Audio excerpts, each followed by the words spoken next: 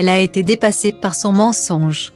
Lisa, une adolescente vivant avec sa famille en Mayenne, a défrayé la chronique cette semaine avec l'histoire de son faux enlèvement qui risque de lui coûter cher. Alors qu'elle fera l'objet d'une procédure judiciaire suite à son mensonge, Le Parisien révèle dans son édition du samedi 13 novembre 2021 une précédente agression racontée par Lisa aux gendarmes, elle aussi jamais élucidée. Nos confrères précisent que lors de son audition, la jeune fille a évoqué une précédente agression datant de 2019. Elle a expliqué avoir été témoin d'un cambriolage à son domicile de Saint-Brice.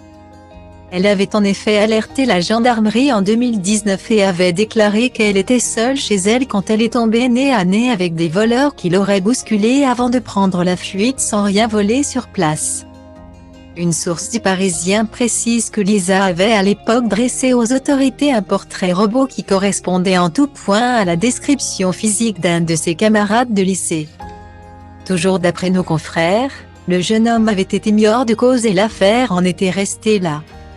Suite aux événements récents, les enquêteurs semblent se pencher de nouveau sur cette affaire. Et se demanderaient même s'il ne s'agit pas également d'une histoire inventée par Lisa. C'est un fait divers qui a tenu la France en haleine pendant plusieurs jours. Lundi 8 novembre 2021.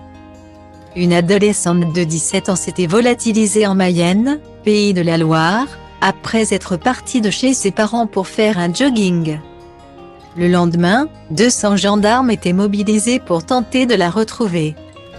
La jeune lycéenne était retrouvée vivante le mardi soir dans un restaurant de Sablé-sur-Sarthe, à environ 10 km de la zone où elle était partie faire son jogging.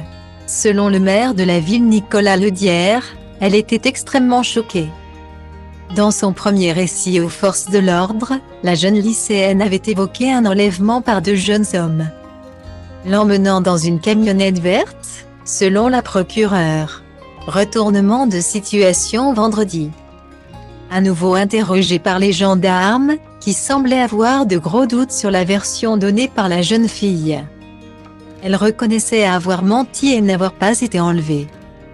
La jeune fille a indiqué avoir menti, ne pas avoir été enlevée et s'être rendue à pied à Sablé-sur-Sarthe, la commune où elle avait été retrouvée mardi soir, a fait savoir dans un communiqué vendredi la procureure de la République de Laval, Céline Meignier.